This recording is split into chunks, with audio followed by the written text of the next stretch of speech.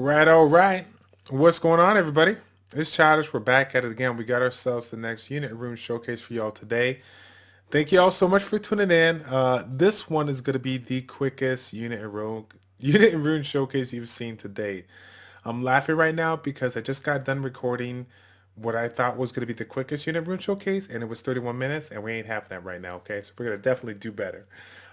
Basically, it's kind of hard not to make this song without telling you guys a story. So, um, uh, as I'm recording this video, it is Sunday night. However, as you guys know, free removal is done, so we want to go ahead and do the unit room showcase after everything's all said and done.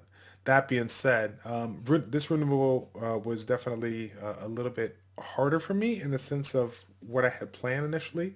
As you guys know, with regards to my account, I don't wait until free removal to change stuff. I change things on the fly because if it's an improvement, especially for my Guild Wars units, I want to go ahead and bring the best that I can for my Guild Wars, so that we can continuously push for that legend rank.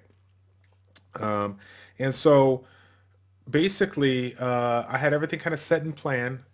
Very, very small tweaks, if any, on like one or two units, literally all day. And essentially just play around with the rune optimizer a little bit as I recently, learned a little bit more on that. Shout out to GGEXC one time. If you guys know, he was a former guest on the Critical Thinking series, showcasing one of the first version of this rune optimizer here. Everyone's familiar with it. I'll throw a link up if I can, if I remember to put it up there already. So either way, I basically, kind of have this game plan to, as a priority, tweak the Guild Wars units if at all possible, which really had no changes at all. And then second priority, as you guys know, with all the talk on my channel and the recent Educate nominates whatnot, I definitely have a new fresh breath of air to breathe because I'm really excited about the RTA, where it's currently at, where it's going. And for me, being a competitive PvP player that kind of grew up in that one-on-one kind of format with regards to a wide variety of games, I'm really excited to finally do this stuff kind of live and test myself out, test my strategies and thought process out because I'm really enjoying that. And so the goal was to obviously just make some changes on my competitions to see what I can do without affecting my Guild Wars. And with the recent pull of one of the top game-changing Nat 5s when it comes to RTA, that definitely changed everything. So I know a couple people caught it. Big shout out to Channel 118. You guys were hanging out there as you guys saw it.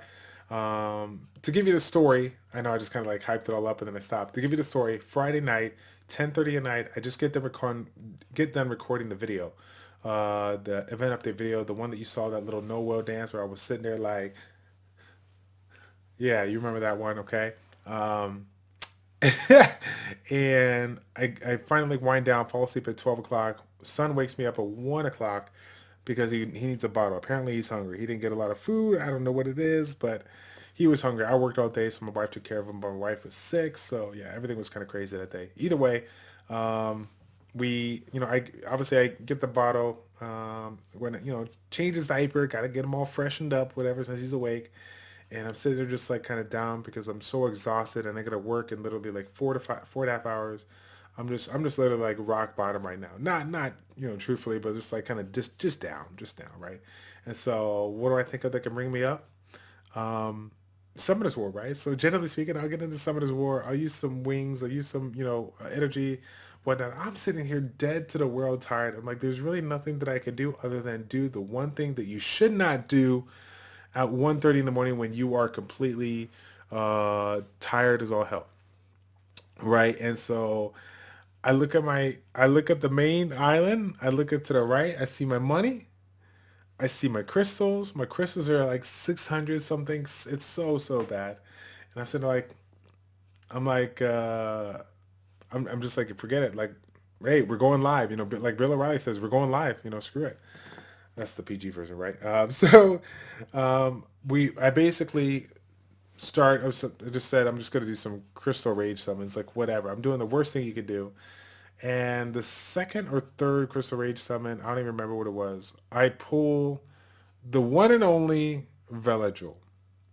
I pulled freaking Veligil. So I'm sitting there it's so weird because I'm so exhausted that literally like this is my response. I'm like that's it. I'm sitting there changing my diaper. Or like I can't, and I could not is I cannot even like blow up because of the fact that my son's trying to wind down with a bottle. My wife is sleeping. Like I can't. I have to hold everything back.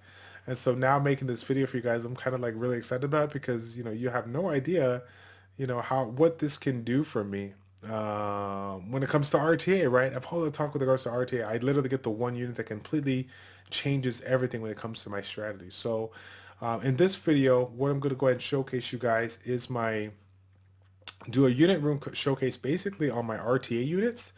As my Guild War units didn't change, my B10 units didn't change. But if you guys are curious on those particular units, I got my Swar Farm link available. It's in the YouTube description down below. So definitely go ahead and check it out. I finally got the whole XW proxy with the Swar Farm all figured out over these last 2 weeks. Shout out to Doc one time on that. So we can go ahead and give you guys an opportunity to check my units anytime you want, and that Swar Farm is available. You can go to the webpage, or if it's easier for you, you can go to my Twitch page, twitch.tv/childish402, and type in exclamation point monster space and then the monster you're talking about or want to see, so that you can get a specific link from right away, no questions asked. It's actually probably quicker if you're looking for a specific unit there. So, but yeah, that was pretty much it. After this Giants B10 run, we'll go ahead and check out the units. But overall, super hyped up. I've been saving Devilmon. He's already maxed out. Ready to go. And so when I pulled that unit, I'm like sitting there like, okay, now literally I'm gonna have to. I knew that I'm in a situation where I'm gonna have to break up units to try to make villageable. But if anybody's been following me for a while, they understand that when it came to my Veramos, I've had a Veramos for a while running the Violent Guard. It was an easy decision for me to take the majority of the runes, if unless I have better rooms somewhere else, to kind of use those runes for right now and and place them on them and make some changes for Veramos. And I was able to get Veramos' stats relatively what it is. So what we're gonna do is we're gonna go ahead and switch over to the units so you can see them here right away. So let's go ahead and be right back. All right, so since we're talking about the RTA units and what I'm bringing to the mix, we're gonna basically we're gonna obviously showcase this first one here that really doesn't need any introduction. I just hyped him up all day, right? So again, the majority of these units initially runes came from initially Veramos, but I found a couple of runes in here to kind of give me a little bit better stats that I want. So Villagel here running the Violent Guard. Super tanky, super fast, great HP, all day, sitting good. And the critical rate is not horrific, right? It could be better, but overall, I'm happy with it. Now, let's be real. When we think about a Villagel, we think about a Violent Will set. But as you guys might have guessed, my Violent Will runes, with respect to getting like overall well-ran stats for when it comes to effective HP, it's not there right now. In addition to that, the speed that I would like on a Violent Will set is still about 20 to 30 shy. And while we may make an argument that it's like, oh, you can if you sacrifice a little bit of speed, it's no big deal if you're getting the will.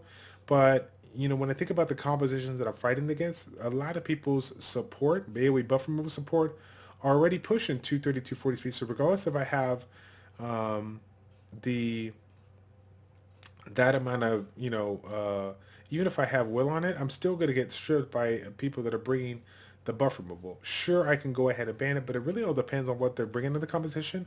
I might not ban it if they allow me to put Beta and Veligil in there. And so with my current composition of units, I'm running now with Veligil in the mix, Veligil being my top support out of all of them. I'm basically running a 3-2 setup where I'm running 3 support and 2 DPS. And I'm running that because I'm hoping that if they do decide to ban a DPS, that's fine with me, because they're not considering the fact that with regards to my kit that I'm bringing, with regards to the leader skills that I'm bringing, I have ways of providing decent DPS and also great mitigation with the DPS that they may be bringing. So Let's look at the first unit of my, I guess the second you can say of my team, Boustead here. So Boustead, as you guys see, made a dramatic change. She was on a Swift Broken set and is now running part of Draco's overset. Draco was running the Despair Will. Now I got her on the Despair Revenge. Why? Because I still needed a decent amount of speed, but I wanted to have a little bit more of that RNG factor. So I wanted to have that Despair set in there. In addition to that, if they try to focus down a unit, I want to have the possibility of stunning on the counterattack. You guys know the strength of Turning Out and what it can do, how it can really cripple, your flow of your RTA. So I kind of wanted to do that in that aspect, and I needed to make sure that Boustead had enough speed to still get that first turn versus the majority of the compositions that I'm taking my Charlotte Boustead Lucian comp to, right? The majority of these compositions are going to be wind, water, light, and dark base, and the majority of them are not going to have any unit over 220 speed, maybe 230, that I might be pushing it. But overall, I still am pretty safe with this as of right now. I definitely got to do some more testing, but I'm pretty darn happy with it. So let's take a look at the runes here. Running speed, HP, definitely need to max out that rune. This is the kind of rune that motivated me to go revenge because I was really happy with the speed. But yeah, I need some improvements here. I want to change that reroll there and this run here from defense flat to defense percentage so I can make her a little bit more tanky. But overall, I'm pretty happy with this. These two runes can definitely improve as I continues to farm. Giants. I would like to get a 20 speed rune here, a 20 speed rune there. And if I do that, I'm like, this unit is set. Like, I will be happy with it. I'll be done with it. Hopefully, I can get a little bit of accuracy on it so I can improve with the Curse of the Beautiful, right? But overall, I'm really, really happy with this unit. Resistance is really, really strong for RTA. So, again, if they focus on it, they're going to have a hard time CCing it. And again, the despair chance on the stun chance on the despair has nothing to do with the accuracy part. It's going to be 25% chance to stun, regardless of the accuracy check here, accuracy resistance check. So I'm happy with the stats, overall. So after looking at Veligil and Boustead, let's go ahead and look at my third most important support in this mix. While you guys may think that would be Orion, I'm actually pulling Veligil makes me choose Beta over Orion more. Why? Because Orion was a unit like Veligil that can provide that attack bar manipulation and the buff removal. Both of the units have that, but what Beta has, she has the attack bar manipulation from the second skill, right? That we don't even think about because we're only focused on the heal. She has the buff removal, and she has the immunity and the critical rate reduction, as well as the opportunity to revive if I want to. So this allows me to bring double immunity, plus two types of ways of manipulating the attack bar, right, from the village on her, and a revive concept. And so I'm really, really happy with this. And so that's why I choose to run here. Orion's kit is amazing, but the harmless prank is a kind of randomized skill. Harmless prank is not going to guarantee me to remove somebody's buff removal that I want to. The buff removal kit that Beta and Veligil bring are going to allow me to focus the unit that I want to focus down by removing the buffs, and then essentially UCR or Leica to just kind of hit it with that hard damage here and get him out of the way, no question. And so that's the biggest here. Speed, HP, Violent Will. I use her on my Guild War defense, so that's why she's running the Violent Will.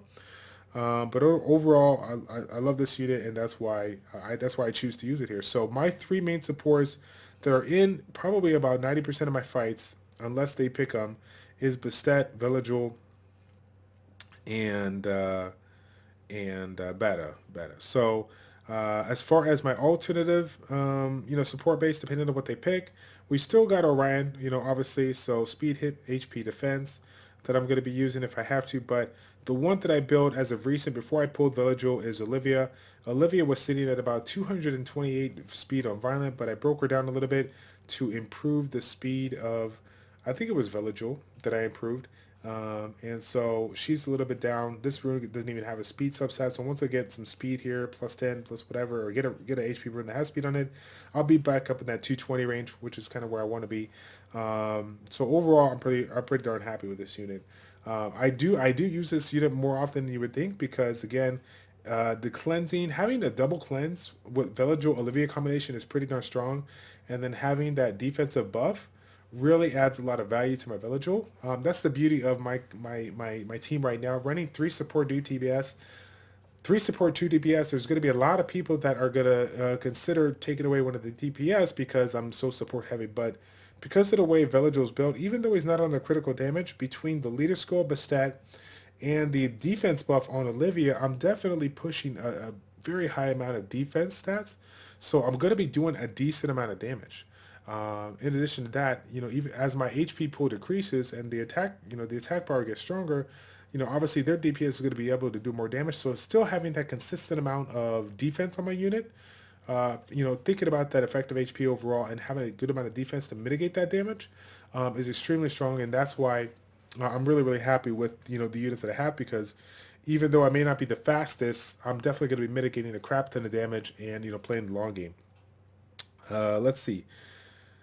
So Orion, yeah, you got Orion, Olivia, Bastet, and Velajul and Beta. Those are my 5 main support. Now when it comes to the DPS, the DPS that I'm focused on that you guys already know, they don't really need any introduction. You can already guess is Ciara and Leica. We'll take a look at Leica.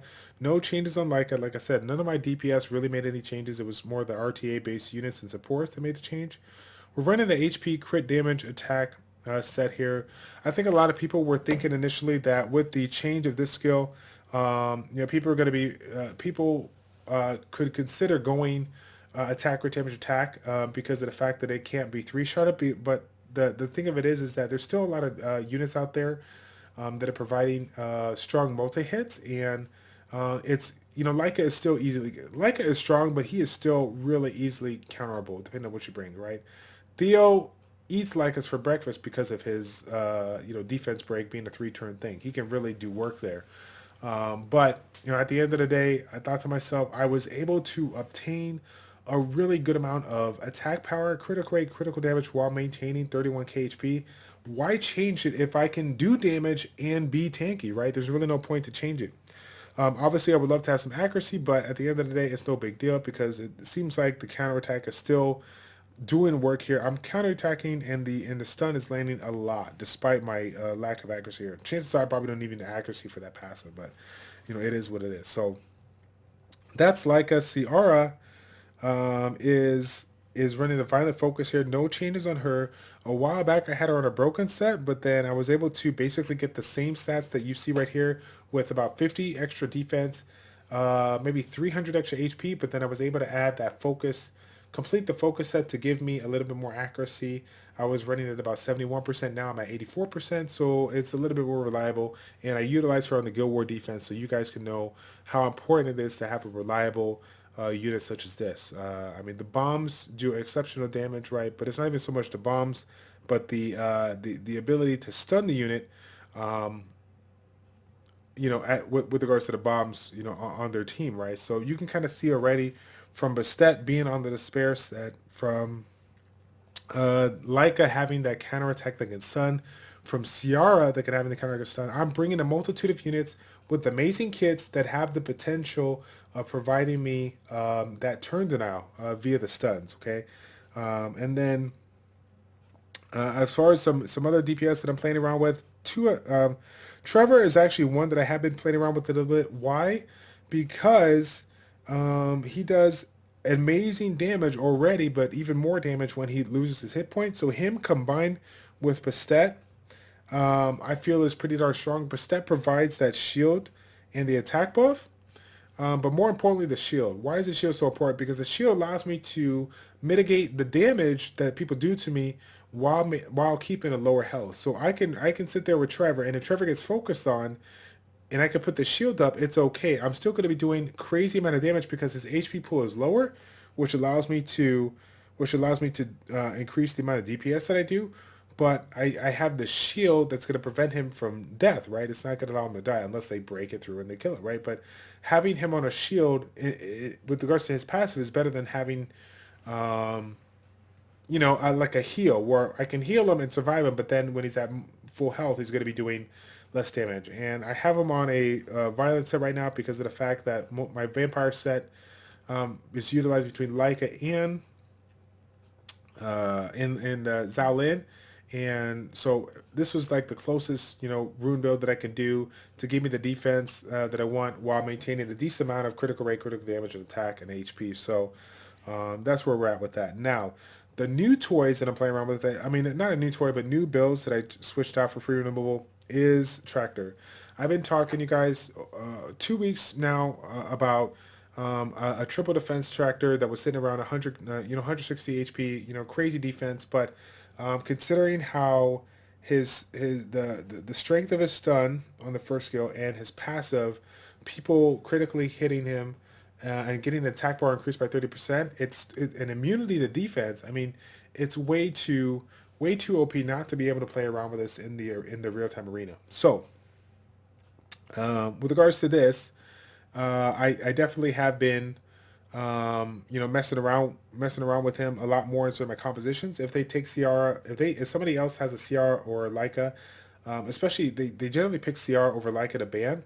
So if they have a Leica, I'm definitely putting this one in there all day. He has a multi-hit and he has that potential to stun. And remember, if I can stun Leica, I can prevent him from doing the counterattack and screwing up my units if I don't have immunity up or something. But with regards to my composition and supports, I'm generally running immunity all day. So yeah, overall, I'm not too concerned about doing a certain amount of damage. He literally is just another unit to tie into my composition that is providing a wide variety of mitigated units that can provide a way of CCing. Okay, whether it's his first skill, whether it's Boustead's Despair set, whether it's Ciara's Bomb or Leica's Counterattack, I'm going to be CCing units all day long. Okay. Next one up here is the future project, I believe. I'm really considering maxing her out, but I definitely want to test her with runes first. Now, you guys know that the Charlotte has one of my best speedy damage dealing Despair sets here. Despair Energy, speed, crit damage, attack. But that's not the unit that we're talking about. The unit that we're talking about is regards to Ethna. Ethna, the Wind Hell Lady, probably one of the most criticized units out of the Hell Lady category. She made some changes for the better. People call her the Theo Killer, but now it's not so much the Theo Killer, but the defense breaker, the stunner, and the buff remover, right? Again, as Syntax stated in his Educate Number video, it's not about bringing certain units to the mix, but the roles that they play. And when it comes to a damage dealing unit that has really strong multipliers, that allows you to play around with its your rune build. Take a look at its base speed. Take a look at its HP. This allows you to play around with a wide variety of kits. You can play around with the hybrid set and still get a good amount of damage. You can play around a speed based set and still put out some good numbers. Now we're gonna see some good numbers down the road. You guys have seen some already with regards to my videos, and that's with these particular stats right here. This is not like these aren't like crazy stats. I mean, they're good, but they could definitely be better.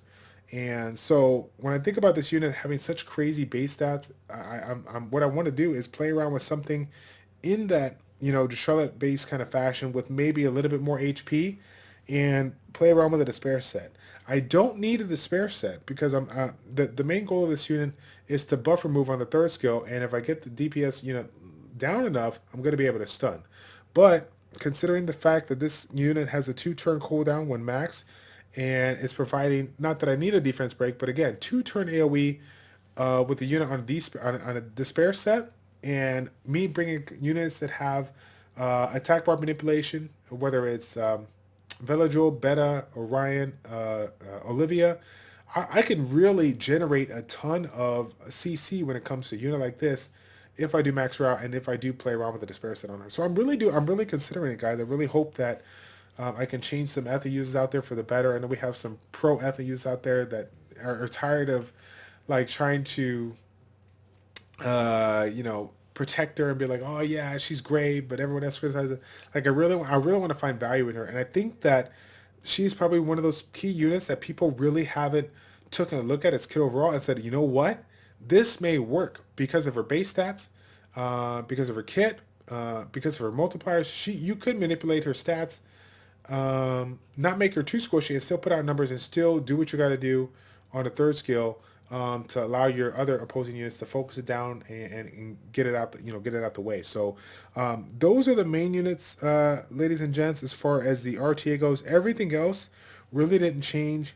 Vermos, I was able to put in another set that allowed me to still get, great speed and whatnot, speed, HP air, nothing crazy at all. But overall, I'm really happy with everything of where everything is at. The only other thing that I could be playing around with down the road is Varus. I would like to build him, mess around with him, because again, he is another unit that kind of plays that same role of my team. But with regards to all the other units that I'm looking at, they provide so much more than just a CC like Varus does, that I want to focus on them first before I kind of get Varus in there as just kind of a troll unit to play around with. So again, guys, thank you guys so much for tuning into the video. I couldn't be more excited for you guys to showcase you a variety of different different types of units and rune builds and whatnot, or sorry, different like RTA compositions, and see how far I can get, and see what other kind of things I can think of. But overall, I just couldn't be more happier. Again, thank you guys so much for your support as always. If you did like this video, go ahead and like, comment, and subscribe. If you decided to dislike it, because the video, I take a look at the time and it is 26 minutes. It is not 33 minutes or whatever it was last time, but it is a little lower. I'm sorry. But I think I made it worth your time as far as explaining my thought process on my RTA team, why I made the change that I do, and why everything kind of ties in together. If you have any questions or concerns on my team, please feel free to put in the comment section down below. And please don't forget, swarfarm.com/profile/ChildishPlays, so that you can go ahead and check out all my units at any time you want. So you can, like I said, so you can see the units. Again, that is it, guys. Thank you all so much for tuning in. It's a pleasure to make these videos for you as always. It's your boy Childish, your Childish Plays checking out. Take care, and we will see you next time, guys. We're out.